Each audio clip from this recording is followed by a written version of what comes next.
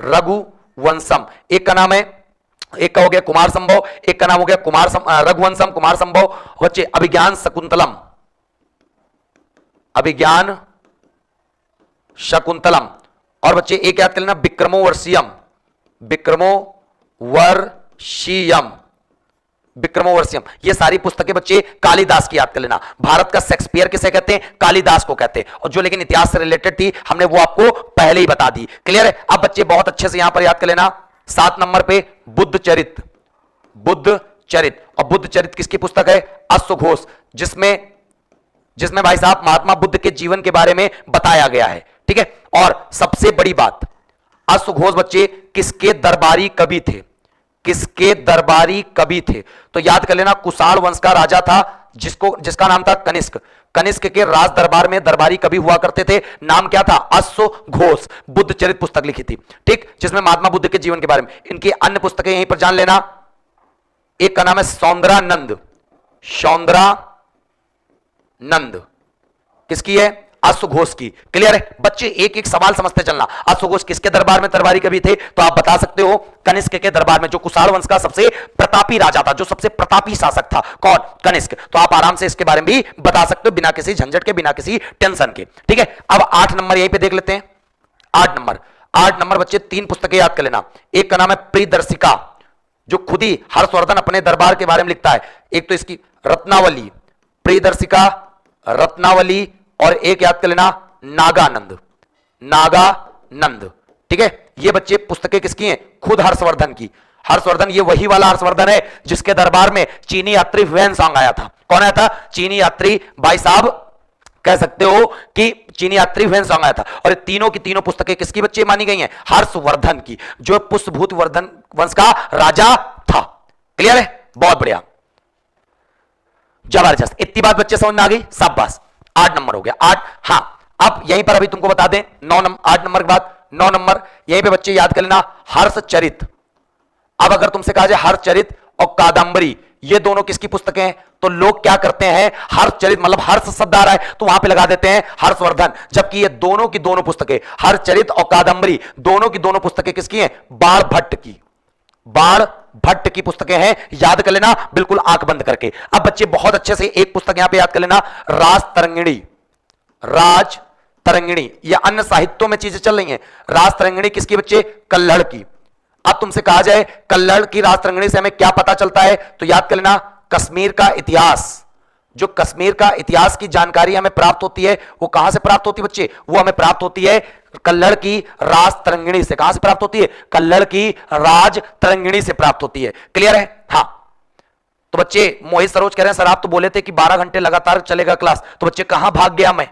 कहां भाग गया जो आप सोच रहे हो कि सर जी कहीं चले तो नहीं गए ना, पढ़ाई तो नहीं बराबर? अरे भाई कैसी बात करते हो।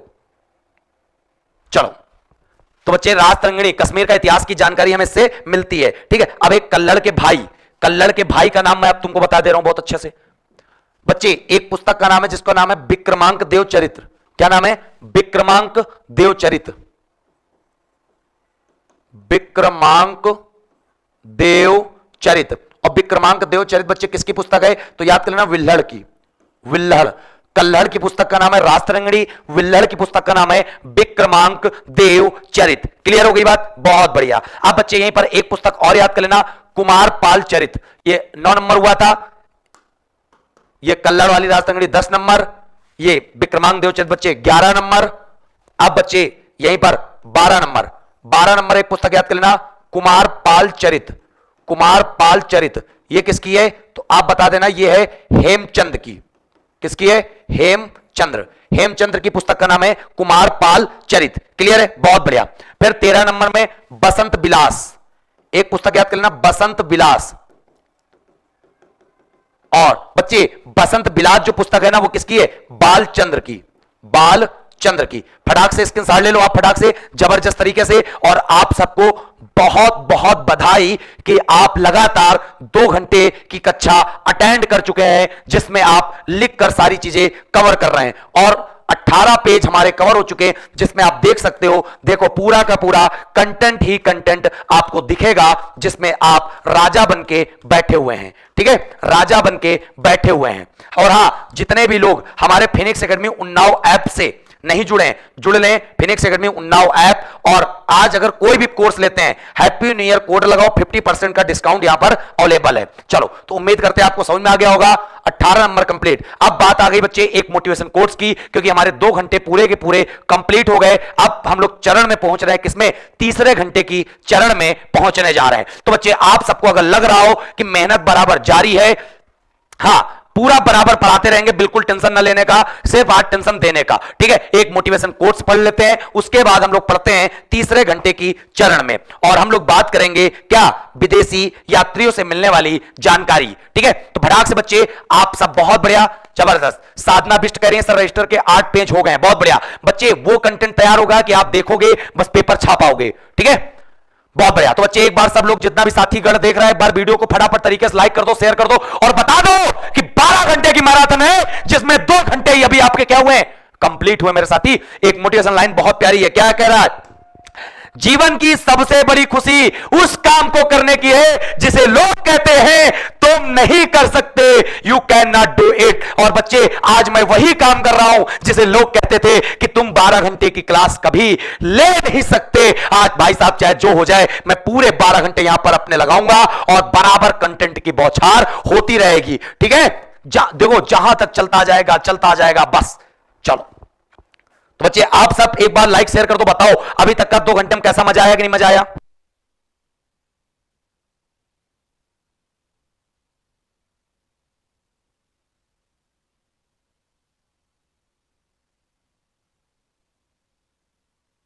चलो, बहुत बढ़िया, सब पास। चाहे जो एग्जाम देने जाओ, कोई दिक्कत नहीं होगी। ठीक है, बहुत जबरदस्त। हाँ, देखो, आज तक तुमने मैराथन अटेंड की होंगी, कौन वाली? क्वेश्चन खेलने वाली। अब वो चीज मैं करने जा रहा हूं कि एक बार पूरा जीएस का मामला ही खत्म कर दें। कोई भी आप पेपर देने जाओ तो भाई साहब, आप बस इतना पढ़ लो, राघव सर के नोट्स उठाओ, पढ़ के पेपर छापाओ, क्वेश्चन तो भाई साहब तुम्हारे अंडर में रहेंगे। ठीक है, हां, जबरदस्त। आगे बढ़े, ये लाइन हो गई। अब बच्चे, अगला यहां पे टॉपिक आएगा आपका लूसेंट का, विदेशी यात्रियों से मिलने वाली जानकारी।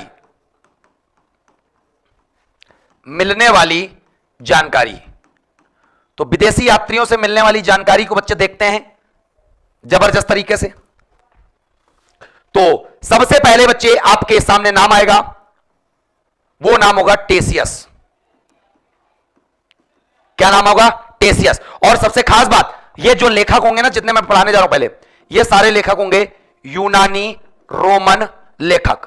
और टेसियस में सवाल क्या आएगा पेपर में, तो याद कर लेना, टेसियस में आपका सवाल यह आएगा कि ये कौन था, तो आप बता सकते हो ये ईरान का राजवैद था।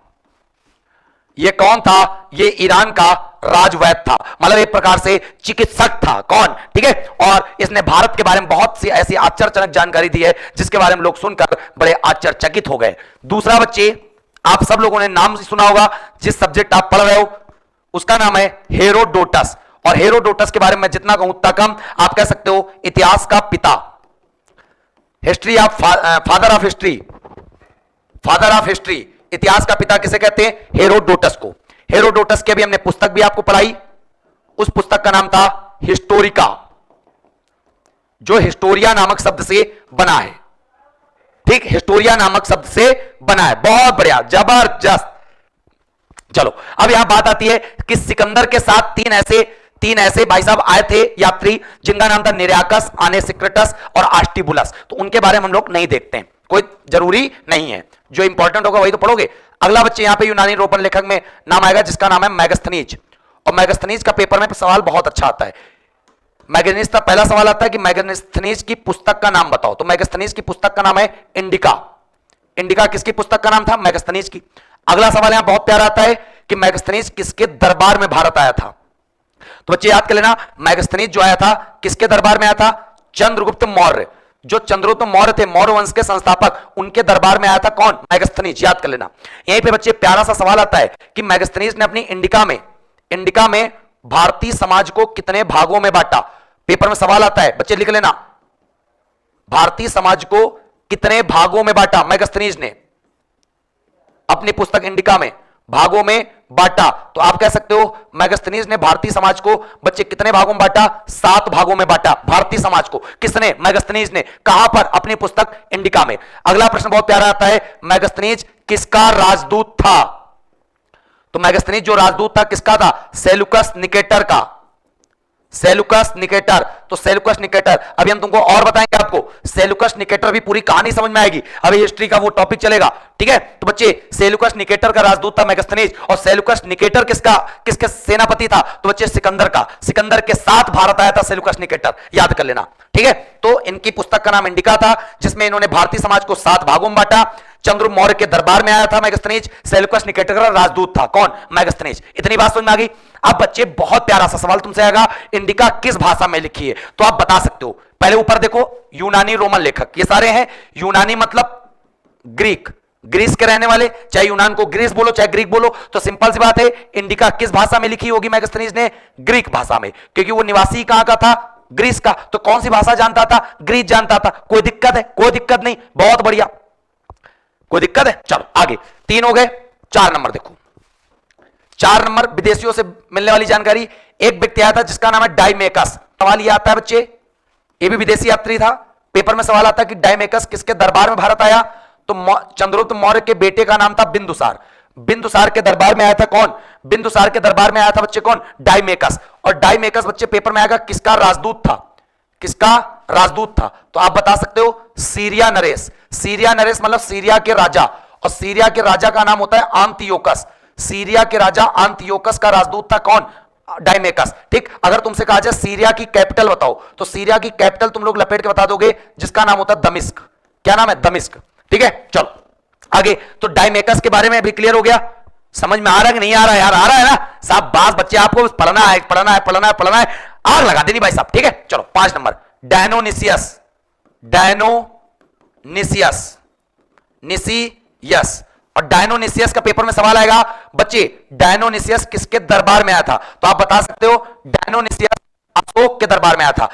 चंद्रगुप्त मौर्य के दरबार में मैगस्थनीज, उसके बेटे बिंदुसार के दरबार में डाइमेकस, उसके बेटे अशोक के दरबार में डायनोनिसियस। क्लियर है? अगर तुमसे कहा जाए डायनोनिसियस किसका राजदूत था, तो आप बता सकते हो बच्चे ये राजदूत था किसका? मिस्र नरेश। मिस्र के राजा जिनका नाम था टालमी फिलेडेल्फस, इनका राजदूत था मिस्र के राजा टालमी फिलेडेल्फस का। अगर तुमसे कहा जाए मिस्र की कैपिटल बताओ, तो बच्चे मिस्र की कैपिटल का नाम है काहिरा। और मिस्र को हम लोग कहते हैं क्या? इजिप्ट। क्या बोलते हैं? इजिप्ट कहते हैं। क्लियर है? अच्छे से आप याद कर लेना। 19 नंबर ये है, ये 20 है, और ये जो कर रहे हो, हाँ 20 ही कर रहे हो। चलो इतनी बात समझ में आ गई बच्चे? पूरा मजा आ रहा है? शाबाश। चलो अब बच्चे यहां पर अगला आएगा टालमी। टालमी से क्या पता चलता है? टालमी ने बच्चे एक पुस्तक लिख दी थी, उस पुस्तक का नाम है भारत का भूगोल। तो तुमसे कहा जाएगा भारत का भूगोल नामक पुस्तक किसने लिखी? तो आप कह सकते हो टालमी ने। और यूनानी रोमन लेखक था कौन? टालमी। भारत का भूगोल नामक पुस्तक लिखी थी टालमी ने। फिर बच्चे अगला यूनानी रोमन लेखक में नाम आएगा जिसको कहते हैं प्लिनी। प्लिनी, और प्लिनी में याद कर लेना, प्लिनी ने बच्चे एक पुस्तक लिखी थी, बुक लिखी थी, उस पुस्तक का नाम है नेचुरल हिस्ट्री। Natural history. तो नेचुरल हिस्ट्री किसकी पुस्तक है बच्चे? प्लिनी की पुस्तक है। किसकी पुस्तक है? प्लिनी की पुस्तक है नेचुरल हिस्ट्री। क्लियर हो गई बात? बहुत बढ़िया, जबरदस्त। हाँ सभी बच्चे क्लास को ज्यादा से ज्यादा शेयर करें, लाइक करें बहुत। और जिन लोगों ने अभी टेलीग्राम चैनल नहीं ज्वाइन किया, ज्वाइन करते रहो। चलो इतनी बात समझ में आ गई बच्चे? टालमी प्लिनी। लोग कह रहे हैं कि सर क्या क्या होगा? बच्चे सबकी मैराथन लगेंगी, शुरुआत है लूसेंट की, मान लो, और पूरा साथ देते चलो, बहुत दूर तक जाएंगे। ऐसा पढ़ोगे कि भाई साहब तुमने पढ़ी नहीं होगी। ठीक है, चलो अब बच्चे बहुत अच्छे से अगला जो हम 8 नंबर पे तुमको बताने जा रहे हैं, ध्यान दीजिएगा। सवाल आया क्या था? ये जो हम नाम लिख रहे हैं, Periplus of the Erythraean Sea. Periplus of the Erythraean Sea. तो Periplus of the Erythraean Sea ये एक पुस्तक है। क्या है? ये एक बुक है, लेकिन इसके लेखक का नाम पता नहीं है, लेखक अज्ञात है। तो पेपर में सवाल यह पूछा गया कौन सी ऐसी पुस्तक है जिसका लेखक अज्ञात है, तो Periplus of the एरिथियन C.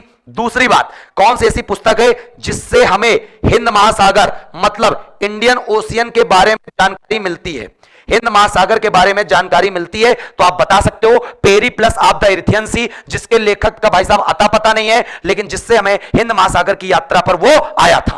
Clear है? तो इतनी बात आपको पता चल गई होगी यूनानी रोमन लेखक में। क्लियर हो गई बात? अब हम लोग बात करने जा रहे हैं आगे की तरफ। तो फटाक से बच्चे आप सब इतनी बात समझ में आ गई, आगे बढ़ते हम लोग। कोई दिक्कत है? चलो अब बच्चे यूनानी रोमन लेखक के बाद यहां पे आ जाएगा 21 नंबर। चलो अब यहां पे लगा लेना चीनी यात्री। चीनी यात्री, चीनी यात्री आए तो बहुत, लेकिन दो बहुत मेन होते हैं, दो बहुत मेन है। कौन कौन जरा देख लेते हैं। पहले नंबर पे लिख लेना फायान। फायान, ठीक, ये चीनी यात्री था, लेकिन एक इसका पेपर में सवाल आता फायान की पुस्तक का नाम बताओ। तो फायान की पुस्तक का नाम याद कर लेना फुकोकी, क्योंकि चीनी आदमी ऐसे नाम रखे थे शुकोकी फुकोकी, है ना। तो इनकी पुस्तक का नाम था फुकोकी। किसकी पुस्तक का नाम बच्चे? फायान की। अगला पेपर में सवाल आएगा फायान किसके दरबार में आया था, तो आप बता सकते हो जो फायान आया था ना वो चंद्रगुप्त बच्चे द्वितीय के दरबार में आया था। याद कर लेना। बहुत प्यारा सा सवाल आता है कि बच्चे किसके दरबार में आया था, तो गुप्त वंश के राजा थे चंद्रगुप्त द्वितीय, उनके दरबार में आया था फायान, जिनकी पुस्तक का नाम था फुकोकी। और सबसे खास बात, इसने भाई साहब अपनी पुस्तक फुकोकी में क्या बताया था, तो पेपर में सवाल आता तो इसने बताया था मध्य प्रदेश की जनता को सुखी एवं समृद्ध, मध्य प्रदेश की जनता को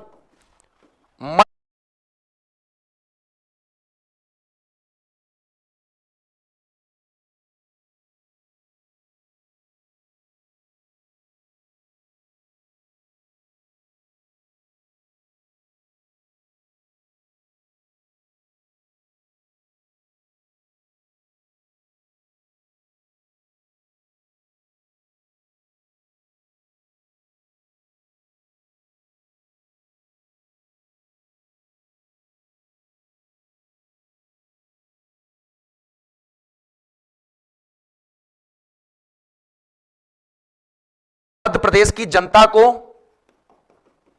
सुखी बताया। किसने बताया? फायान ने अपनी पुस्तक फुकोकी में। क्लियर हो गई बात? चलो अब बच्चे बहुत अच्छे से अगला जो नाम आएगा दूसरे नंबर पे उसका नाम है सयुगन।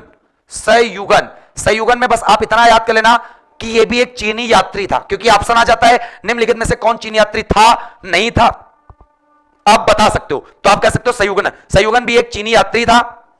बस इतना याद कर लेना। या जब भारत आया ना तो वो ईस्वी कौन सी थी, वो ईस्वी थी 518 ईस्वी। 518 ईस्वी में सयुगन भारत आया था। ठीक है, अच्छे से आप बता सकते हो। उसके बाद बच्चे जो तीसरे नंबर पे आएगा हुएन सांग। और हुएन सांग का पेपर में सवाल यही आएगा, क्या आएगा? सबसे पहले तो आएगा एक बुक बताओ इनकी, हुएन सांग की। तो हुएन सांग की बुक आप याद कर लेना शी फुकोकी किसकी है? फायान की। ये तो बहुत याद करना आसान, फा से फायान, फा से फुकोकी। क्लियर है? चलो अगला सवाल यहां पे आएगा हुएन सांग किसके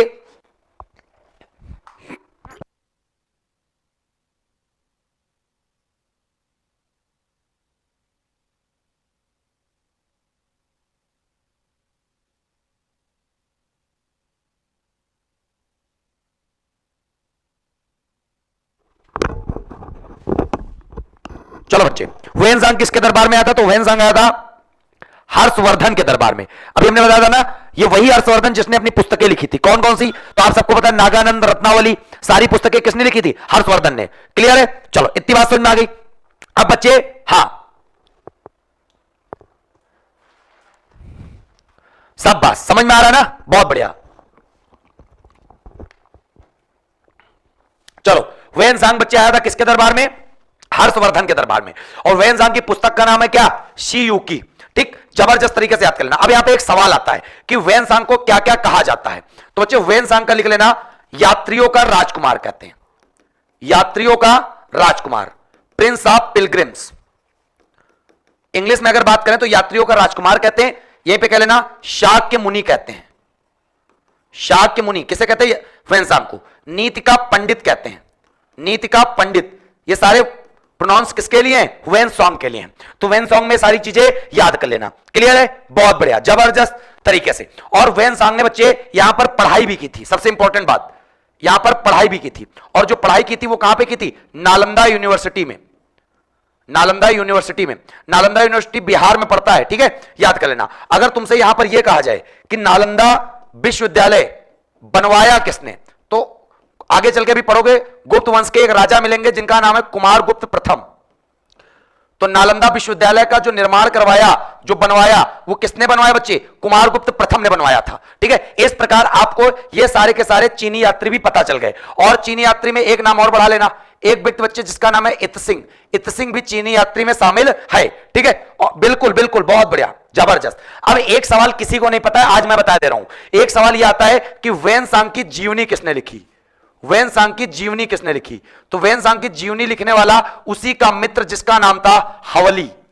जीवनी लिखी, वेन सांग की जीवनी लिखने वाला कौन था? उसी का मित्र जिसको हम लोग कहते हैं हवली। ये भी चीनी यात्री ही था, ये भी चीनी यात्री ही था। क्लियर है? तो इतना बात आपको पता चल गया। तो तुमको भाई साहब ये पता चल गया, क्या पता चल गया? कि वेन सॉन्ग की जीवनी किसने लिखी? तो वेन सॉन्ग की जीवनी लिखी थी हवली। ये भी एक चीनी व्यक्ति था और ये वेन सॉन्ग का क्या होता था? फ्रेंड था। फ्रेंडशिप करोगे, ठीक है। तो बच्चे इस प्रकार आपको चीनी यात्रियों के बारे में भी पता चल गया। क्लियर होगी बात? चलो अब हम लोग बात करते हैं आगे की तरफ। यहां पर लगा लेना, नाम क्या है? अरबी लेखक। अरबी लेखक, अरबी लेखक में बच्चे सबसे पहला नाम लगा लेना अल बरूनी का। अल बरूनी का, अल बरूनी का बच्चे सबसे पहला प्रश्न आता है, क्या आता है? अरब देश का तो था ये, लेकिन अरब देश का था तो बच्चे अरब देश में किस देश का था? निवासी कहां का था अरब का? तो आपसे अगर कहा जाए तो अल बरूनी बच्चे ख्वारिज्म का निवासी था। और ख्वारिज्म को वर्तमान में या आधुनिक में क्या कहा जाता है? तो आप कह सकते हो ख्वारिज्म को वर्तमान में बच्चे आधुनिक समय में तुर्कमेनिस्तान के नाम से जानते हैं। किस नाम से जानते हैं? तुर्कमेनिस्तान के नाम से जानते हैं। दूसरी बात, अल बरूनी भारत, पहली बात तो किसके साथ आया था? एक प्रकार से कह सकते हो अल बरूनी किसके दरबार में आया था? तो भारत में बच्चे जब महमूद गजनवी आया था, महमूद गजनवी आया था, तब भारत अल बरूनी उन्हीं के साथ आया था, महमूद गजनवी के साथ आया था। क्लियर है? अल बरूनी, अल बरूनी की पुस्तक का नाम क्या बच्चे? तो अल बरूनी की पुस्तक का जो नाम है उसको नाम है तहकीक ए हिंद। तहकीक ए हिंद, और आबलिक करके लगा लेना किताब उल हिंद। चाहे किताब उल हिंद बोलो चाहे तहकीक ए हिंद बोलो, बात बराबर है। ये लिखी किसने? तो आप कह सकते हो अल बरूनी ने लिखी थी। क्लियर हो गई बात? शाबाश बच्चे। अब अगला अरब लेखक में अगला नाम है Ibn Battuta. Ibn Battuta, Ibn Battuta बच्चे, इब्न बतूता जो अगला लेखक है अरबी लेखक में। अब तुमसे कहा जाएगा इब्न बतूता बच्चे कहां का निवासी था? आप सब बता ले जाओगे। इब्न बतूता बच्चे निवासी जो था मोरक्को देश का। और आपको एक चीज मैं बता दूं, मोरक्को जो है अरब कंट्रीज में शामिल होता है, जबकि पड़ता यह कहां पर है? अफ्रीका महाद्वीप में। क्लियर है? बहुत बढ़िया। निवासी मोरक्को देश का था। तुमसे कहा जाएगा इब्न बतूता बच्चे किसके दरबार में आया था? तो तुम सब बता सकते हो मोहम्मद बिन तुगलक। मोहम्मद बिन तुगलक, मोहम्मद बिन तुगलक के दरबार में आया था। कौन? Ibn Battuta. इब्न बतूता किसके दरबार में आया था? मोहम्मद बिन तुगलक, एमबीटी जिसको कहते हैं। ठीक है, अब बहुत अच्छे से याद कर लेना, मोहम्मद बिन तुगलक ने भाई साहब इससे प्रसन्न होकर इब्न बतूता को पता क्या बना दिया था? दिल्ली का काजी। काजी का मतलब होता है न्यायाधीश। तो दिल्ली का काजी या न्यायाधीश बच्चे किसको बना दिया गया? इब्न बतूता को। और इब्न बतूता की यहां पर आप पुस्तक याद कर लेना, उस पुस्तक को कहते हैं क्या? रिहला। तो रिहला किसकी पुस्तक का नाम है? इब्न बतूता का। क्लियर है? अच्छे से याद कर लेना। जब इब्न बतूता दिल्ली आया 1333 ईस्वी में, तो इसके बुद्धिमानी से, इसके विद्वान के पराक्रम को देखने को भाई साहब, ठीक है, पराक्रम को देखने के बाद मोहम्मद बिन तुगलक ने इसको दिल्ली का काजी न्यायाधीश की उपाधि से सम्मानित कर दिया। तो इस प्रकार बच्चे अरब लेखक में आप अच्छे से याद कर सकते हो। क्लियर है? हां, बहुत बढ़िया, जबरदस्त। फिर बच्चे एक सवाल तुम लोगों ने सुना होगा, नहीं सुना होगा तो मैं बता दे रहा हूं, उसका नाम है सुलेमान। सुलेमान, सुलेमान का सवाल बच्चे इतना प्यारा आता है ना कि भाई साहब बहुत इतना बढ़िया सवाल आया है कि मैं बता नहीं सकता हूं। सुलेमान का सवाल यह होता है, ठीक है, हां दे देंगे 1 बजे, अच्छा ब्रेक दे देना, दे देंगे। चलो, सुलेमान का बच्चे सवाल इतना प्यारा आता है बच्चे, सवाल यह आता है कि एकमात्र अरब यात्री था, यहां पे लिख लेना, एकमात्र अरब यात्री जिसने भारत व चीन की, जिसने भारत व चीन की यात्रा की, एकमात्र अरब यात्री जिसने भारत व चीन की यात्रा की, जिसका नाम था बच्चे क्या, सुलेमान। क्लियर है, बहुत बढ़िया भाई साहब, समझ में तो आएगा ही, कोई दिक्कत है? चलो फटाक से बच्चे, मजा आ गया होगा। हाँ बिल्कुल, आज लगातार मैराथन रहेगी। चलो इतनी बात समझ में आ गई बच्चे अरबी लेखक में। अब बहुत अच्छे से जानते हैं अन्य लेखकों में। अब हेडिंग लगा देना, अन्य लेखक। अन्य लेखक, तो अन्य लेखक में जरा देखते हैं। अन्य लेखक में बच्चे सबसे पहला पॉइंट आप लिख लें, लेखक का नाम लगाना जिसका नाम है तारानाथ। तारानाथ, तारानाथ अन्य लेखकों में है। और तारानाथ की बच्चे पुस्तकें याद कर लेना। इनकी पुस्तक का एक नाम था कयंगुर और एक पुस्तक का नाम है तयंगुर। तो कयंगुर और तयंगुर ये दोनों पुस्तकें किसकी हैं? तारानाथ की। यह एक तिब्बती लेखक था, यह एक तिब्बती लेखक था। कौन? तारानाथ। और ये वही तारानाथ हैं, ये वही तारानाथ है जिन्होंने क्या बताया, बिंदुसार को 16 राज्यों का विजेता, बिंदुसार को 16 राज्यों का विजेता, याद कर लेना, बिंदुसार को 16 राज्यों का विजेता बच्चे किसने बताया था? तो याद कर लेना, बिंदुसार को 16 राज्यों का विजेता ये वही तारानाथ हैं जिन्होंने बताया था। क्लियर है? बहुत बढ़िया। तो मजा तो आ ही रहा होगा ना जबरदस्त तरीके से, सब आएगा भाई, सब आएगा। चलो अब बच्चे यहीं पे दूसरे नंबर पे लिख लेना मार्को पोलो। मार्को पोलो, और मार्को पोलो में बच्चे आप याद कर लेना जबरदस्त तरीके से। क्या याद करोगे? मार्को पोलो में आपको क्या याद करना है? यह पांड देश की यात्रा पर आया था, पांड देश की यात्रा पर आया था। कौन? Marco Polo. या पांड देश की यात्रा पर आया था। क्या नाम है? Marco Polo. इस प्रकार विदेशियों से मिलने वाली जो जानकारी है हमने आपको पूरा संक्षिप्त में दे दी। अब यहां पर आपका कुछ भी नहीं बचा।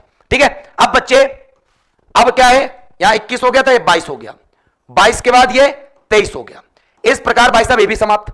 अब जरा हम तुमको एक बार वो बता दें कि हम लोग क्या क्या कंप्लीट कर चुके, क्योंकि आपका दिमाग थोड़ा सा तुंद हो गया होगा, हमें पता है। बच्चे हमने ये साहित्यिक स्रोत तो कवर ही किए, साथ में अन्य साहित्य भी कवर कर लिए, साथ में अन्य साहित्य भी यहां पर हमने क्या कर लिए? कवर कर लिए। साथ में हमने विदेशियों का विवरण भी कवर कर लिया। अब हम लोग चलते हैं कहां पर? पुरातत्व साक्ष्य में। और पुरातत्व साक्ष्य में चलते हैं जहां पर भाई साहब एक अलग मजा आएगा आपको। ठीक है, जहां पर आपको एक अलग मजा आने वाला है। पूरा का पूरा आज लिखित पीडीएफ तैयार हो रही भाई साहब। ऐसी पीडीएफ जब आप देखोगे ना तो आपको मजा आएगा कि हां सर जी मजा आया पढ़ने में। यहां पे लगा लो 24 नंबर। अब सबसे पहले बच्चे पूरा तात्व साक्ष्य, मजा आया पढ़ने में, यहां पे लगा लो 24 नंबर। अब सबसे पहले बच्चे पूरा तात्व साक्ष्य। चलो यहां पे सवाल आपको कैसे समझने, कैसे पढ़ने हैं, तो बच्चे बहुत ध्यान से समझ लेना। पूरा तात्व तुम पहले बता चुके, पूरा मतलब प्राचीन, और तात्व मतलब प्राचीन काल में जो एक प्रकार से खुदाई उदाई हुई, उसमें स्मारक मिले, सिक्के मिले, मुद्रा मिली, उन सारी चीजों का पता लगाया गया कि इतिहास कितना पुराना है, बहुत सारी चीजें। ठीक है, तो सबसे पहला सवाल आता पुरातत्व साक्ष्य में, भारतीय पुरातत्व सर्वेक्षण का जनक किसे कहते हैं? भारतीय पुरातत्व सर्वेक्षण का जनक अगर तुमसे कहा जाए, मतलब कौन है इसका पिता जिसने ऐसी व्यवस्था की कि खुदाई से पता कर लिया गया कि साल कितनी पुरानी है, खुदाई करके जो चीजें मिली हैं उससे पता कर दिया भाई साहब इस चीज कितनी पुरानी है। ठीक है, चलो भारतीय पुरातत्व सर्वेक्षण, इसके जो जनक है बच्चे, इसके जनक किसे माना जाता है? तो आप सब बता देना, इसके जनक भारतीय पुरातत्व सर्वेक्षण के किसको कहा जाता है? अलेक्जेंडर कनिंघम को। बहुत प्यारा सा सवाल आता है कि अलेक्जेंडर कनिंघम कौन है, तो आप कह सकते हो भारतीय पुरातत्व का जनक। यहां पे लिख लेना, भारतीय पुरातत्व का जनक किसे माना जाता है? अलेक्जेंडर कनिंघम को। क्लियर हो गई बात? अब बात समझ लेना, अलेक्जेंडर कनिंघम ने ही किसकी खोज की थी? इन्होंने खोज की 1861 में। किसकी? बच्चे याद कर लेना, भारतीय पुरातत्व सर्वेक्षण। बहुत प्यारा सा सवाल आता है कि भारतीय पुरातत्व सर्वेक्षण की खोज किसने की? तो आप कह सकते हो अलेक्जेंडर कनिंघम ने की। कब की? 1861 में की थी। अब एक सवाल जीएस में पूछा गया कि जो पुरातत्व सर्वेक्षण विभाग है ये कौन से मंत्रालय के अंतर्गत आता है? कौन से मंत्रालय के अंतर्गत आता है? तो आप कह सकते हो जब पर्यटन एवं संस्कृति मंत्रालय, टूरिज्म एंड कल्चर मिनिस्ट्री, पर्यटन एवं संस्कृति मंत्रालय, पर्यटन एवं संस्कृति मंत्रालय। क्लियर है? तो ये 3 प्रश्न आप जरूर पढ़ लेना। भारतीय पुरातत्व का जनक अलेक्जेंडर कनिंघम ही व्यक्ति थे जिन्होंने 1861 में भारतीय पुरातत्व सर्वेक्षण की खोज की थी। साथ में भारतीय पुरातत्व सर्वेक्षण किस मंत्रालय के अंतर्गत आता है? तो आप बता सकते हो पर्यटन एवं संस्कृति मंत्रालय। क्लियर है? चलो, सब बच्चे कह रहे हैं ये आपने कभी पढ़ाया ही नहीं। तो बच्चे हमेशा जब भी पढ़ा जाता है ना, हर चीज मतलब पढ़ी जाती है, हर चीज हर बार बदला जाता है। जब आप छोटे थे भाई साहब, ठीक है? चलो, क्लियर हो गई बात? पहले तो इतनी बात समझ में आ रही नहीं आ रही, जल्दी से कमेंट करके बताओ मैं एक बार। आ रही है? शाबाश मेरे शेरो, यही तो हम तुमसे उम्मीद करते कि आप सब इतने आगे कैसे जा रहे हो, है कि नहीं? चलो आगे बढ़े। अब बच्चे भारतीय पुरातत्व साक्ष्य में हमें पढ़ना क्या क्या है? सबसे पहले हमें पढ़ना है अभिलेख। देखो अभिलेखों से क्या क्या सवाल होंगे। अभिलेख का मतलब क्या होता है पता है आपको? अभिलेख का मतलब आपको बता दे रहे हैं। सबसे पहले तो आप सवाल ये याद कर लेना, अभिलेखों के अध्ययन को क्या कहते हैं? अभिलेखों के अध्ययन को क्या कहते हैं? तो अभिलेखों के अध्ययन को बच्चे बोलते हैं एपिग्राफी। अभिलेखों के अध्ययन को हम लोग क्या बोलते हैं? एपिग्राफी। क्लियर है? बहुत अच्छे से आप याद कर लेना, अभिलेखों के अध्ययन को कहते हैं एपिग्राफी। जबरदस्त तरीके से, ठीक। आप बच्चे बहुत प्रणाम बच्चे, हर एक चीज पढ़ाएंगे यार, पढ़ाने तो तुम क्या चाहते हो? छोड़ छोड़ के बस आगे बस बढ़ते जाएं, निपटा दे। अरे यार जो पढ़ो सॉलिड पढ़ो, दोबारा आपको पढ़ना ना पड़े, रिवीजन मारो, आप पेपर देने चले जाओ, है कि नहीं? तुम्हारा आज काम बोलना नहीं है, तुम्हारा आज काम अगर पढ़ना है तो पूरा बिल्कुल मन से पढ़ते रहो और बस वीडियो को लाइक और शेयर करते रहो यार। आप एक चीज देख रहे हो, सारी चीज मैं खुद ही लिख के पढ़ा रहा हूं, कोई मेरे पास ना पीपीटी ना कुछ कि मतलब क्वेश्चन आ रहा तो भाई साहब मैं सलकाए दे रहा हूं, ठीक है? हर एक चीज लिख के पढ़ाया जाएगा, पूरे 12 घंटे पढ़ाएंगे भाई साहब, हाँ पूरा। चलो कंटेंट भाई साहब, ये कंटेंट होता है पेड क्लास से अच्छा कंटेंट आप कह सकते हो, फ्री में मिल रहा आपको। ऑफलाइन में भी इतना मजा नहीं आएगा जितना आपको यहां पे मजा आएगा। तो आप सब बस लगे रहो यार, अगर बोलोगे तो डिस्टर्ब होता है। आप इतने कमेंट कर दे तो फिर कहते हो सर आप बोल नहीं रहो भाई साहब, बहुत बुरा लगता है कि भाई साहब मैं बोल नहीं रहा हूं, मैं इतना भाई साहब पढ़ाने में इतना मशगूल हूं, है नहीं? चलो तो बच्चे अभिलेख के अध्ययन को क्या कहते हैं? एपिग्राफी। अब अभिलेख क्या होता है तो मैं आपको बता दे रहा हूं। जैसे मान लो सिंपल सी बात है, जब खुदाई हुई तो उसमें पता लगा बहुत एक प्रकार से क्या मिला, एक प्रकार से बच्चे आप कह सकते हो कि जैसे ये एक प्रकार से पत्थर मिल गया, तो ये जब पत्थर मिल गया तो इस पत्थर पे क्या हुआ, बहुत सारी चीजें लिखी हुई हैं। कठोर एक प्रकार से पत्थर मिला, उस पे बहुत सारी चीजें क्या हुई हैं, लिखी हुई हैं। तो भाई साहब जब लिखी हुई हैं तो उन्हीं को हम लोग अभिलेख बोलते हैं। अब बात आती है सबसे प्राचीन अभिलेख की, सबसे प्राचीन अभिलेख।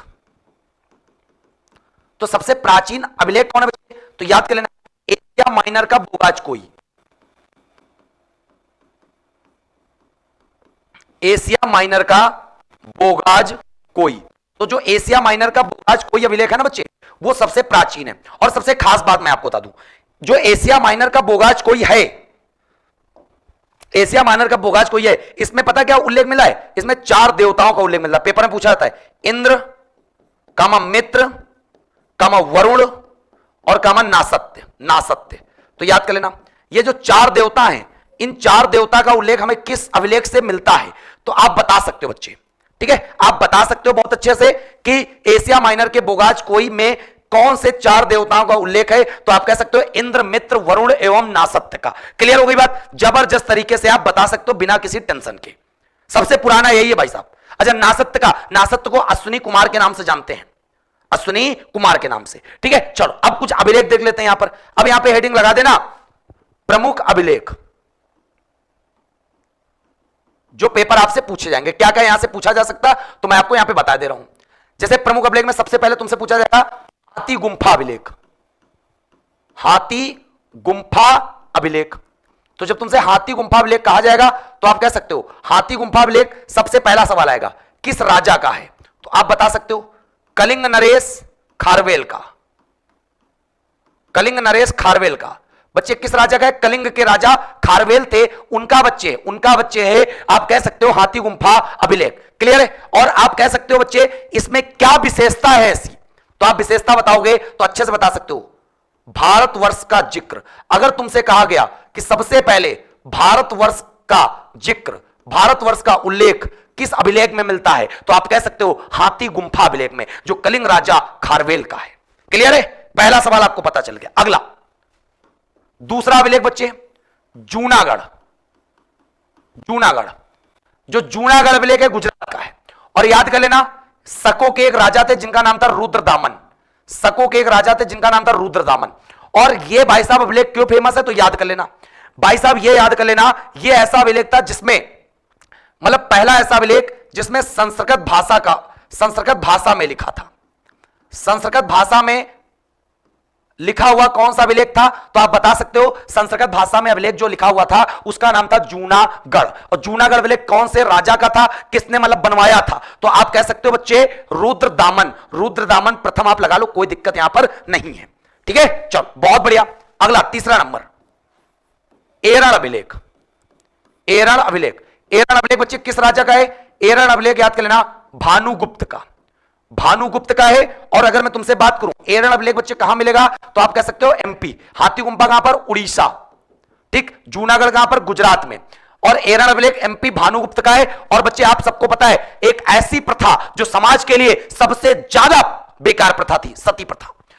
तो पहली बार जब पता चला था कि अगर कोई पति मर जाता है तो उनके साथ उनकी पत्नियों को भी जला दिया जाता है, उस प्रथा को सती प्रथा कहते थे। तो आपसे अगर कहा जाए कौन से अभिलेख से जानकारी मिलती है, तो यहां पे लिख लेना सती प्रथा का पहली बार, सती प्रथा का पहली बार उल्लेख। तो सती प्रथा का जो पहली बार उल्लेख है बच्चे, वो कहां से, वो जानकारी कहां से प्राप्त होती है? एरण अभिलेख भानुगुप्त का था। कहां पे? भानुगुप्त का था, याद कर लेना। ठीक है, चलो आगे बच्चे बहुत ध्यान से। हां, 4 नंबर, 4 नंबर पे बच्चे बहुत अच्छे से याद कर लेना मंदसौर। मंदसौर तो पढ़े होगे ना? चलो मंदसौर, मंदसौर अभिलेख ये किसका है, तो याद कर लेना एक राजा थे जिनका नाम था यशोवर्मन। यशोवर्मन। और इसमें बच्चे याद कर लेना रेशम बुनकर की श्रेणियां, जो रेशम बुनने वाले लोगों को नहीं होते थे, रेशम से मतलब चीजें बनाते थे, उनके बारे में एक प्रकार से कह सकते हो कि मंदसौर अभिलेख में यह बात बोली गई है, रेशम बुनकर की श्रेणियों के बारे में बताया गया है। क्लियर है? चलो अब बच्चे बहुत अच्छे से याद कर लेना अगला 5 नंबर भीतरी स्तंभ अभिलेख, स्कंदगुप्ता है। भीतरी स्तंभ अभिलेख यह किसका है? गुप्त वंश के राजा जिनका नाम था स्कंदगुप्त। और बच्चे इसमें सबसे खास बात भारत पर होने वाले हूणों की जानकारी के बारे में। सबसे पहले जो हूण आक्रमण किए थे भारत पर, सर्वप्रथम हूण के आक्रमण की जानकारी, हूण के आक्रमण की जानकारी, भारत पर सर्वप्रथम हूण आक्रमण की जानकारी बच्चे किस अभिलेख से मिलती है? भीतरी स्तंभ अभिलेख, जो स्कंदगुप्ता है। क्लियर है? बहुत बढ़िया। चलो अगला बच्चे जो अभिलेख याद करना एहोल। एहोल अभिलेख, एहोल अभिलेख किसका है बच्चे? तो याद कर लेना पुलकेशिन द्वितीय, जो चालुक्य वंश का राजा था, पुलकेशिन द्वितीय। ठीक, अब इसमें क्या था बच्चे? इसी अभिलेख से पता चलता है कि पुलकेशिन द्वितीय ने नर्मदा नदी के तट पर हर्षवर्धन को हराया था। ठीक है, लिख लेना इसमें नर्मदा नदी के तट पर, नर्मदा नदी के तट पर हर्षवर्धन को हराया। किसने हराया? पुलकेशिन द्वितीय को, सॉरी हराया गया हर्षवर्धन को किसके द्वारा? पुलकेशिन द्वितीय के द्वारा। क्लियर है? इस प्रकार ये प्रमुख अभिलेखों में आपको याद कर लेना है। क्लियर होगी बात बच्चे? अब यहां पर एक अभिलेख बस इतना याद कर लेना 7 नंबर में नासिक अभिलेख। नासिक अभिलेख ये किसका है? तो याद कर लेना गौतमी बलश्री का। गौतमी बलश्री का अभिलेख का नाम है जिसको कहते हैं नासिक अभिलेख। नासिक अभिलेख इसका है गौतमी बलश्री का। क्लियर है? तो बच्चे इस प्रकार ये प्रमुख अभिलेख हमने आपको बता दिए। अब प्रमुख अभिलेखों के बाद हम लोग जो बात करने जा रहे हैं वो बात करने जा रहे हैं मुद्रा की। कि खुदाई में मुद्रा भी तो प्राप्त हुए होंगे भाई, नहीं प्राप्त हुए होंगे? खुदाई में हमें मुद्रा भी मिले होंगे। चलो, इतनी बात अगर तुम्हें समझ में आ गई हो, फिर बच्चे वीडियो को लाइक करना, शेयर करना, ठोक देना। चलो देखो, जो लोग लाइव पढ़ रहे हैं वही इस वीडियो का मजा ले पाएंगे। क्या पता ये वीडियो भाई साहब ऑटोमेटिक चली जाए कहीं, है कि नहीं? तो इसीलिए पढ़ते चलो, पढ़ते चलो, पढ़ते चलो, रुकना मना है भाई साहब। उठो जागो और तब तक लगे रहो जब तक लक्ष्य की प्राप्ति ना हो जाए। तो साथियों, अभिलेखों के बारे में हमने आपको बता दिया। अब हम लोग बात करने जा रहे हैं मुद्राओं के बारे में, मतलब सिक्कों के बारे में। ठीक है, हाँ चलो, बहुत बढ़िया। इतनी बात समझ में आ रही मेरे लाल? आएगी आएगी, सब आएगा आज। चलो 24 हो गया 25, अब यहां पे लगा लो 26। और पुरातात्विक साक्ष्य में जो अगला भाई साहब आएगा उसका नाम है मुद्राएं। चलो, अब सबसे पहला सवाल आता है, मुद्रा शास्त्र को क्या कहते हैं? मुद्रा शास्त्र यहां पे लिख लेना, जैसे अभिलेखों के अध्ययन को, यहां पे लिखा नहीं था, अभिलेखों के अध्ययन को एपिग्राफी बोलते थे। अब यहां पर आप क्या लिखोगे? सिक्कों के अध्ययन को, सिक्कों के अध्ययन को। खुदाई में अब तुम्हें क्या मिलने वाले हैं? सिक्के। तो भाई साहब, सिक्कों के अध्ययन को क्या कहते हैं? मुद्रा शास्त्र। मुद्रा शास्त्र हम लोग हिंदी में कहते हैं, लेकिन इंग्लिश में क्या कहते हैं? तो याद कर लेना, न्यूमिस्मैटिक्स। न्यूमिस्मैटिक्स, ठीक बच्चे। एक प्रकार से ये कहते हैं हम लोग सिक्कों के अध्ययन को, एक प्रकार से कह सकते हो आप स्टडी ऑफ क्वाइंस, मुद्रा शास्त्र, जिसको हम लोग न्यूमिस्मैटिक्स कहते हैं, मुद्राओं को। अब बच्चे बहुत अच्छे से याद कर लेना, जिन मुद्राओं पर कोई, पेपर में आएगा, जिन मुद्राओं पर कोई लेख नहीं होता था, कोई लेख नहीं होता था, केवल आकृति होती थी, केवल आकृति होती थी, केवल आकृति होती थी, उसे क्या कहते थे? तो उसे आप बोल सकते हो बच्चे, क्या उन्हें उन सिक्कों को हम लोग क्या कहते थे? आहत सिक्के। आहत सिक्के कहते थे। जिन मुद्रों पर, जिन सिक्कों पर लेख नहीं, लिखा नहीं हुआ होता था, केवल और केवल आकृति छपी होती थी, उन्हें हम लोग आहत सिक्के बोलते थे। और सबसे बड़ा सवाल जो आता है, इंग्लिश में इसको हम लोग पंच मार्क भी कहते थे, पंच मार्क भी इसको हम लोग इंग्लिश में बोलते थे। अब लेकिन बात यह आती है कि सिक्कों पर लेख लिखने का कार्य सबसे पहले किसने किया? पेपर में सवाल आता है, लेख लिखने का कार्य सर्वप्रथम किसने किया? तो यह सवाल जब आएगा कि लेख लिखने का कार्य सबसे पहले किन शासकों ने किया, तो आप बता सकते हो यवन शासकों ने। जो इंडो ग्रीक वाले राजा थे, उन लोगों ने बच्चे, यवन शासकों ने लेख लिखने का कार्य किया मुद्राओं पर सबसे पहले। लेकिन जिन मुद्रा पर लेख नहीं होता था, केवल आकृति होती थी बच्चे, उसे हम लोग क्या कहते थे? आहत सिक्के, जिनको हम लोग पंचमार्क के नाम से जाना जाता है। क्लियर हो गई बात? अब बच्चे बहुत अच्छा सवाल आता है सिक्कों में, सबसे ज्यादा सिक्के कौन से शासकों ने चालू किए? सबसे ज्यादा सिक्के। सिक्कों का मतलब यह नहीं है कि सोने के, चांदी के, बस हम तुमसे यह कह रहे हैं सबसे ज्यादा सिक्के किसके द्वारा? तो आप अगर तुमसे कहा जाए तो आप मौर्य वंश के राजाओं के द्वारा। मौर्य शासकों ने सबसे ज्यादा सिक्के जारी किए मौर्य वंश के राजाओं के द्वारा। क्लियर है? तुमसे सवाल अगला पूछा जाए, सबसे पहले सोने के सिक्के, सबसे पहले सोने के सिक्के किसने जारी किए? तो बच्चे सोने के सिक्के याद कर लेना, सबसे पहले जो सोने के सिक्के चलवाए थे वो किसने चलवाए थे? याद कर लेना, हिंद यूनानियों ने। हिंद यूनानियों ने, हिंद यूनानियों मतलब इंडो ग्रीक ने, इंडो ग्रीक ने। अब तुमसे कहा जाए सबसे ज्यादा सोने, सबसे शुद्ध सोने के सिक्के, सबसे शुद्ध सोने के सिक्के अगर तुमसे कहा जाए तो आप शुद्ध सोने के सिक्के लगा दोगे कुषाण वंश के राजाओं ने, कुषाण वंश के राजाओं ने। फिर तुमसे कहा जाए सबसे ज्यादा सोने के सिक्के, सबसे ज्यादा सोने के सिक्के, सोने के सिक्के सबसे ज्यादा मात्रा में, तो आप कह सकते हो गुप्त वंश, गुप्त राजाओं ने। 4 सवाल यहां पे बना। जब तुमसे कहा जाएगा सबसे ज्यादा सिक्के किसने जारी किए? मौर्य ने। सबसे पहले सोने के सिक्के हिंद यूनानियों ने, सबसे शुद्ध सोने के सिक्के कुषाण ने, सबसे ज्यादा सोने के सिक्के गुप्त वंश के राजाओं ने। उम्मीद करते हैं आपको पता चल गया होगा। अब सिक्कों में एक सवाल और याद कर लेना, शीशे के सिक्के सबसे पहले किसने चालू किए? शीशे के सिक्के कौन से राजाओं ने चालू किए? चाहे शीशे की बात कर लो, चाहे प्रोटीन की, तो यहां पे लिख लेना सातवाहन वंश। शीशे के सिक्के जारी करने वाले जो राजा का नाम था, जो वंश का नाम था, उसको कहते हैं क्या? सातवाहन वंश। सातवाहन वंश के राजाओं ने सबसे पहले शीशे के सिक्के जारी किए थे। किसने? सातवाहन वंश के राजाओं ने। ठीक है, बहुत बढ़िया। इतनी बात तुम्हें समझ में आ गई होगी। सिक्कों में इससे ज्यादा सवाल बच्चे दूर दूर तक नहीं आएगा, बस इतना याद कर लेना। अब अगला सवाल तुमको बता देना है, बहुत प्यारा। भारतीय मुद्रा शास्त्र के जनक किसे कहते हैं? तुमने पुरातत्व के तो जान लिया, अलेक्जेंडर कनिंघम, लेकिन तुमसे कहा जाएगा कि भारतीय पूरा, एक प्रकार से कह सकते हो जबरदस्त तरीके से, भारतीय मुद्रा शास्त्र के जनक।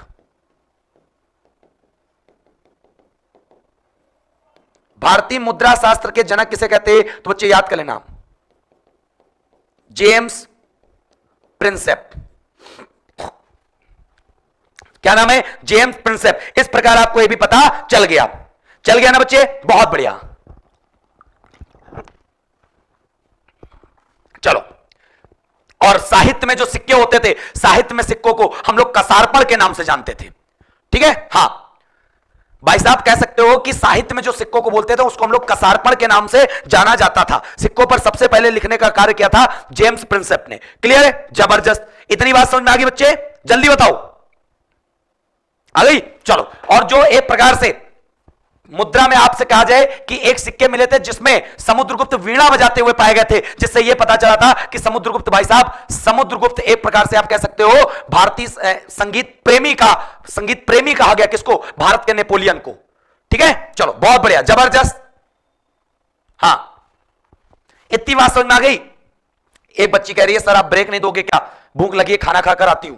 लक्ष्मी बेटा, आप खाना खाइए, रख लीजिए, मोबाइल चलने दीजिए, क्या दिक्कत है? आपको कहीं आना जाना थोड़े, जाना आना तो मुझे है कि भाई साहब मैं कहीं पर भी नहीं जा सकता, है कि नहीं? अगर मैं चला गया तो आप चले जाओगे, आप चले जाओगे तो पढ़ेगा कौन, फिर पढ़ाएगा कौन? इसीलिए जाना कहीं नहीं, बस पढ़ना है, पढ़ना है, पढ़ना है। 1-2 मिनट का ब्रेक चलता है, लेकिन कह दो कि ब्रेक दे दो, फिर भाई साहब मैराथन का मतलब ही क्या है, मैराथन का अर्थ क्या है, जिसमें चीजें समाप्त ना हो पाए। मतलब एक एक चीज बेसिक से हाई लेवल तक आप पढ़ रहे हो, जिसमें आपका कुछ छूटे ना। हमारा भाई ये मान चल रहे हैं। ठीक है, चलो, अब बच्चे, अब यहां पर 27 नंबर। अब देखो, नोट करके लिख लेना।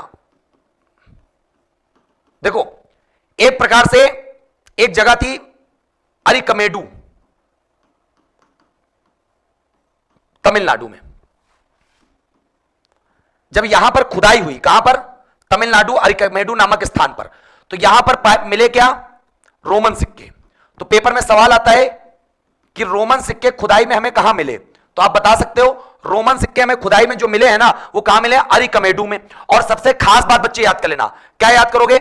इस अरिकमेडु स्थान से जो रोमन सिक्के हमें मिले हैं, इससे यह पता चलता है कि भारत और रोम के बीच में कितने मधुर व्यापारिक संबंध थे। इससे हमें जानकारी क्या मिलती? तो याद कर सकते हो, भारत और रोम के मध्य, भारत और रोम के मध्य व्यापार होता था, व्यापार की जानकारी। ठीक है, किससे मिलती है? अरिकमेडु नामक स्थान पर जो हमें रोमन सिक्के प्राप्त हुए हैं। क्लियर है? चलो, बहुत बढ़िया, समझ में आ गया? आ गया? चलो, अब बच्चे बहुत अच्छे से याद कर लेना। क्या याद करोगे? आपको एक चीज और यहां पे पढ़नी है, शैली। शैली में सवाल आता है बहुत ध्यान से। शैली का प्रयोग कहां पर किया जाएगा? स्पेशली मंदिरों में किया जाएगा, मंदिरों में और स्मारकों में। मंदिरों में आप कह सकते हो, ठीक है, मंदिरों में स्पेशली आप कह सकते हो शैली का प्रयोग। और शैली इसमें 3 याद कर लेना जो पेपर में पूछी जाती है। एक पूछी जाती है नागर, एक पूछी जाती है द्रविड़, और एक पूछी जाती है बेसर। तो सवाल यह पूछा जाएगा कि उत्तर भारत के जितने भी मंदिर हैं, उत्तर भारत के जितने भी मंदिर हैं, उत्तर भारत के, तो उत्तर भारत के जितने भी मंदिर हैं बच्चे, वो किस शैली में बने हैं? तो लिख लेना नागर। उत्तर भारत के मंदिर किस शैली में बच्चे बनाए गए? तो आप कह सकते हो नागर शैली में। क्लियर है? हां, तो मंदिरों की कला समझ रहे हो भाई साहब? वो गुम्मद वाला, ऊंचाई वाला, लंबा वाला, ये सब शैलियों के अंतर्गत आता है। तो उत्तर भारत का भाई साहब जितने भी, हां, उत्तर भारत के जितने भी मंदिर है बच्चे, वो नागर शैली में बने हैं।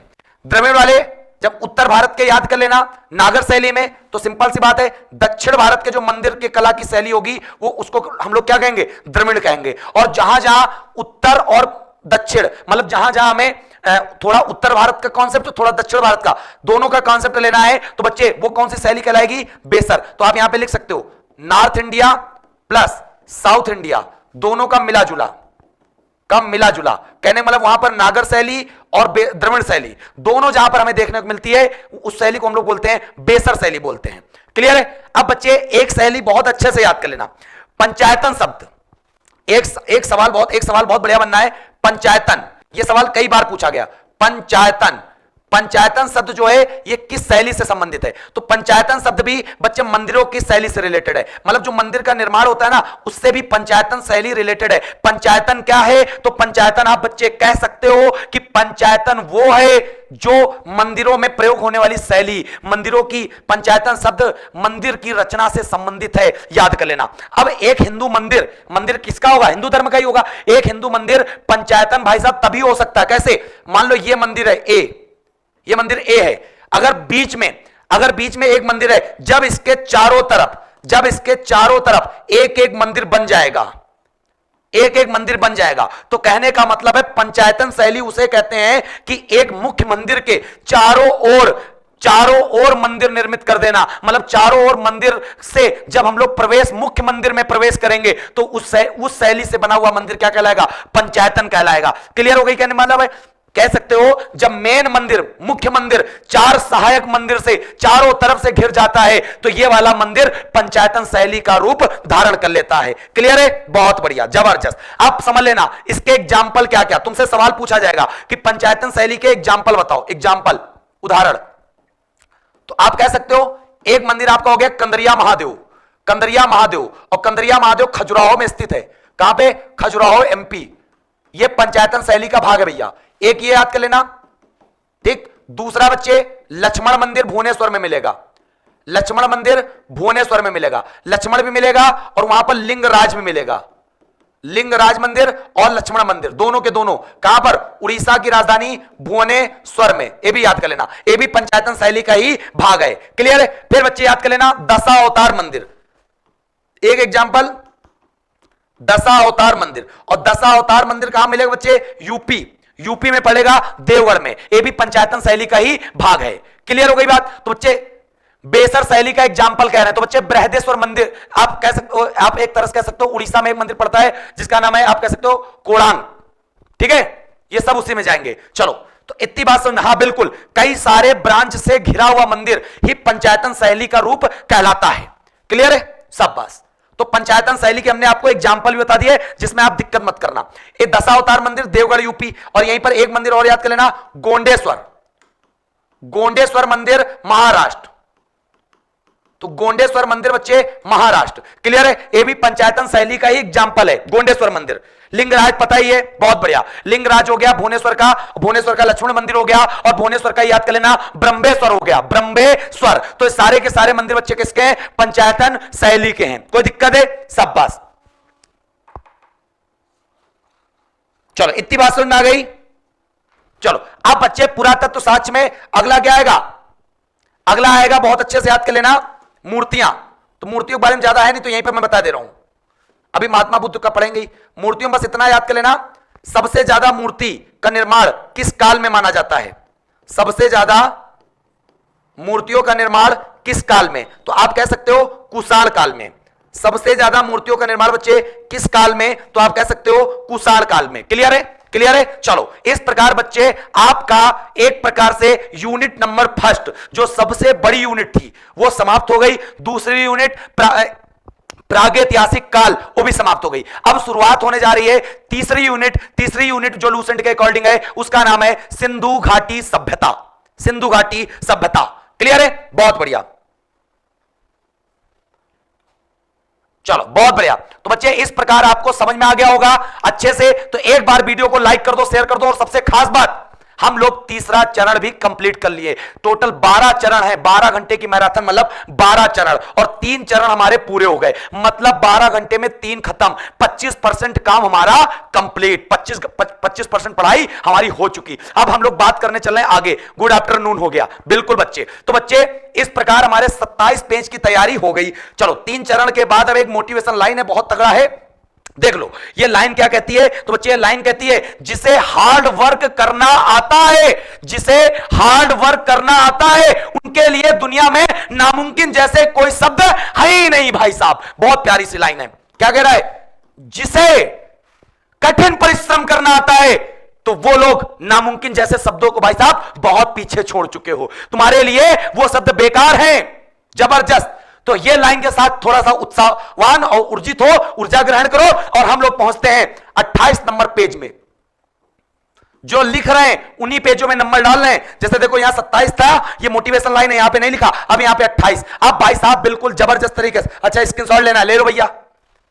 अब हमारा अगला तीसरी यूनिट चालू होती है, सिंधु घाटी सभ्यता। तैयार हो जाओ सब लोग। हाँ भाई साहब बिल्कुल। अब लेकिन उससे पहले हम आपको एक जीएस बूस्टर डोज देंगे, क्योंकि एक एक जैसे ही हमारा समाप्त हो रहा है एक एक डोज हम देते चल रहे हैं आपको, जीएस डोज। चलो तो जीएस डोज के लिए तैयार हो गए हो, क्योंकि हमारा जीएस डोज पहले भी लगा था, GS dose 2, GS booster dose 2, जो भाई साहब आपको कहीं से कभी मिल सकता है। चलो यूनिट के समाप्त होने के बाद अब यहां पर लगा लोगे प्रमुख व्यक्ति एवं उनके गुरु। प्रमुख व्यक्ति जो पेपर में पूछा जाता है वह गुरु। प्रमुख व्यक्तियों के मतलब गुरु का नाम आपको बताना है, ठीक है। तो जबरदस्त तरीके से तैयार हो जाओ। सबसे पहले चंद्रगुप्त मौर्य, और चंद्रगुप्त मौर्य के गुरु का नाम क्या है, चाणक्य। दो बच्चे ये बनाएंगे हम आपको, ये ऐसे, ठीक है, मजा आ जाएगा अभी आपको। जीएस बूस्टर 2 तो जबरदस्त तरीके से। पहला बूस्टर क्या था, जो बच्चे मान लो शुरुआत से नहीं जुड़े उनको याद दिला दें। पहला बूस्टर हमारा क्या था, अरे भाई इतना बढ़िया पढ़ाएंगे ना, मजा आ जाएगा। तुम कहोगे सर जी आज पढ़ रहे हैं आनंद आ रहा। देखो पहला बूस्टर हमारा था महापुरुषों के उपनाम, पूरे पढ़ाए थे। अब हम लोग क्या पढ़ना जा रहे हैं, प्रमुख व्यक्ति उनके गुरु। जबरदस्त। तो चंद्रगुप्त मौर्य के कौन है, चाणक्य। अब बच्चे सिकंदर, सिकंदर के गुरु का नाम क्या बच्चे, अरस्तु। अरस्तु के गुरु का नाम बताओ, अरस्तु के गुरु का नाम है प्लूटो। और प्लूटो के गुरु का नाम बताओ, प्लूटो के गुरु का नाम बताओ, सुकरात। प्लूटो के गुरु का नाम सुकरात। फिर बच्चे यहां पे महात्मा गांधी, महात्मा गांधी के गुरु का नाम जीके गोखले। जीके गोखले का मतलब है गोपाल कृष्ण गोखले। क्लियर है। फिर बच्चे जीके गोखले के गुरु का नाम सुन लो, गोपाल कृष्ण गोखले दो लोगों के थे, एक मोहम्मद अली जिन्ना के, एक महात्मा गांधी के। फिर जीके गोखले के गुरु का नाम महादेव गोविंद रनाडे, जिनको कहते हैं एमजी रनाडे। महादेव गोविंद रनाडे, जिनको कहते हैं एमजी रनाडे। क्लियर है। फिर बच्चे मार्गरेट नोबेल, जिनको सिस्टर निवेदिता के नाम से जानते हैं, तो मार्गरेट नोबेल के गुरु का नाम स्वामी विवेकानंद। स्वामी विवेकानंद। विवेकानंद के गुरु का नाम रामकृष्ण परमहंस। रामकृष्ण परमहंस।